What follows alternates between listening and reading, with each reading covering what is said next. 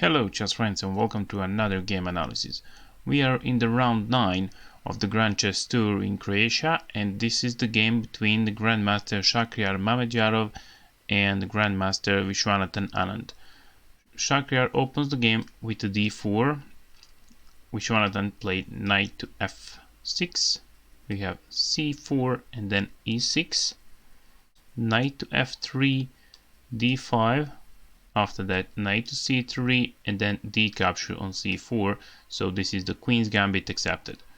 After that, idea is to sacrifice the pawn on c4 and then take control over the center. Because of that, Shakhriyar played the pawn to e4, and then with the two very strong pawns in the middle of the board, he's controlling a lot of squares. So Viswanathan played bishop to b4, pinned the knight, and then the pawn on e4 is hanging because he tried to capture with the knight. White cannot recapture, that will open the check here. And then bishop captures c4, knight capture e4, we have castle, and then knight goes back to f6, queen gives the check to a4, it is a check and the bishop is under attack, but knight c6 block the check and save the bishop. So bishop to g5, and then bishop captures c3, b captures c3, black played the castle. So obviously this position is very sharp because white is playing with two bishops and black is a pawn up. So we will see how white can recognize that initiative. He played rook from f to e1, and then we have knight to e7, and the idea is to transpose the knight. So bishop to d3, and then knight to f5, rook from a to d1. White will not capture the knight on f5 and create a double pawns, because that will give a lot of good ideas for black. First of all, if he capture, black will recapture, and then he can develop his bishop on the square e6 in the future. So these two double pawns on f7 and f5 are very good, because in the future knight from f6 can be transposed on e4, which is a very good square for that knight. So that's the reason why white did not capture on f5. And after rook ad1, we have h6, and then bishop goes back to the starting position on c1, and then b6. Idea is clear, just develop the bishop. Idea to develop the bishop on the b7, and then c4. So it looks that white sacrificed pawn on d4. That pawn is hanging, but if the knight capture that pawn, let's see what will happen. If the knight capture, pawn on d4, white will recapture, and then if queen capture on d4, white can give a check with his bishop from d3, sacrifice that bishop on square h7, and that will open the file for the rook, and the rook is attacking the queen. So, and that was the idea of the move c4, sacrifice pawn on the d4, but Viswanathan recognized it on the board and he did not capture, so he moves the rook on e8, and then we have bishop to b2, bishop to b7. After that, knight goes to e5, and then knight goes back to e7. Bishop moves back on b1. They are very strong on these squares, b1 and b2, because they will control very long diagonals. So here black played move c5. He wants to attack the center. Then queen goes to c2, preparing a very strong attack with the queen on h7 in the future, but right now the bishop from the square f6 makes the problem, so he cannot do that immediately. And then we have queen to c7. So first he capture on c5, and then we have rook from a to d8, offer rooks for trade, so he capture another pawn on b6, then a capture, and then material is equal on the board. But here white starts a very strong attack, so he moves the knight on g4. That knight is not protected on the square g4, but black is unable to capture. So if he captures on g4, queen can give a check on h7, then king goes to f8, and then queen capture or bishop capture on square g7, and that is a mate. So after knight to g4, we have knight to e4 to block the diagonal, and then white play f3, queen gives a check on c5, king moves on h1, and then he played h5, attacked the opponent knight on the g4.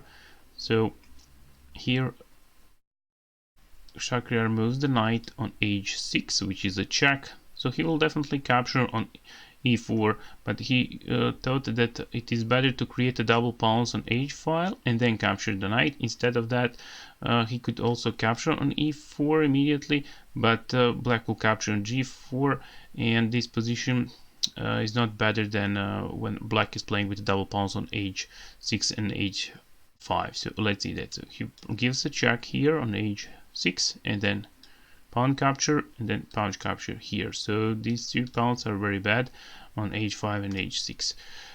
We have e5 for black. He wants to completely block the diagonals and keep the bishop there. And then Shakhriyar play one surprising move. It is clear that these bishops are controlled by the e5 pawn, and also this e4 pawn makes a lot of problems for a light colored bishop. So that looks natural to move the bishop on another diagonal. So bishop to c1 was a decent move. He attacks the pawn on h6, but Shakhriyar did not play that, so he tried to sacrifice the rook, and he played rook to d5, looking for ideas where when white will sacrifice the rook, black will capture with one of his pieces, and then he will capture with e-pawn that will open the light diagonal, and the queen and the bishops are very strong. So here Viswanathan capture on d5 and then e capture d5. We have a very good angle for white, and he tried to give a check on h7, but the knight to g6 was played, and then rook to f1. Then rook goes to e7. Idea of that move rook f1 was also to sacrifice the rook on f7, and then if the king capture, knight on g6 is hanging, that will be a very strong attack for white. So he played rook to e7 with the idea if white sacrifice, he can take a rook and then block the check with the rook on the square g7. So if he capture, black will recapture, and if the queen capture on the g6, then rook can go on g7. So we have queen to c1, open the diagonal for a bishop, and now bishop can capture on g6, and also the pawn on h6 is hanging. So rook to a7 was played, and then he played h3 just to open his king. So rook to d6, and then queen finally captured the pawn on h6. We have rook to e7, and then queen goes back to c1 with the idea to play bishop a3 and take one of these heavy pieces.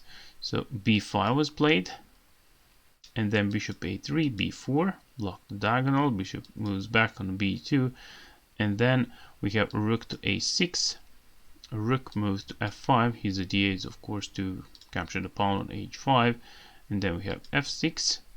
He first moved the queen on h6, then knight goes to f4. We have bishop capture on e5.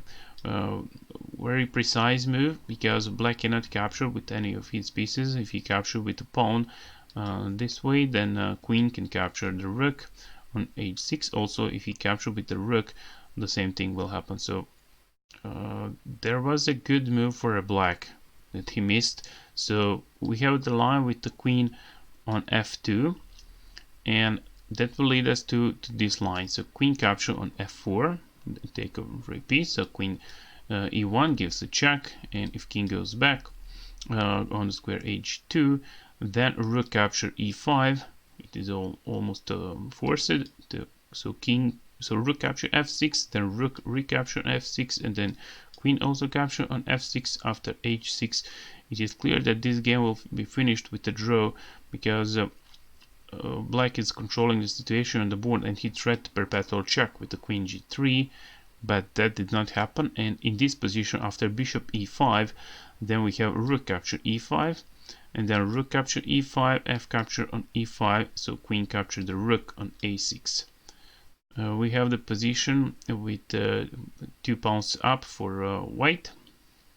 So he played in this position, black played queen to f2, and then queen c8 gives a check, so king goes to f7, queen f5, another check, and then after king to g8, which is also a check, queen gives another check on g5, king to f8, and then king goes up to g2 just to make sure that he's completely safe from the checks.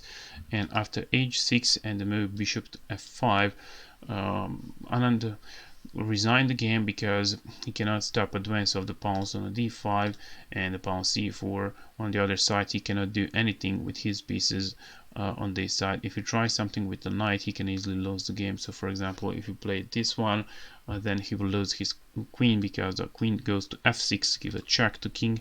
And if king goes on any of these two light squares, white will give a check with his bishop and capture the queen on the square f2. So in the position after bishop to f5, he resigned the game.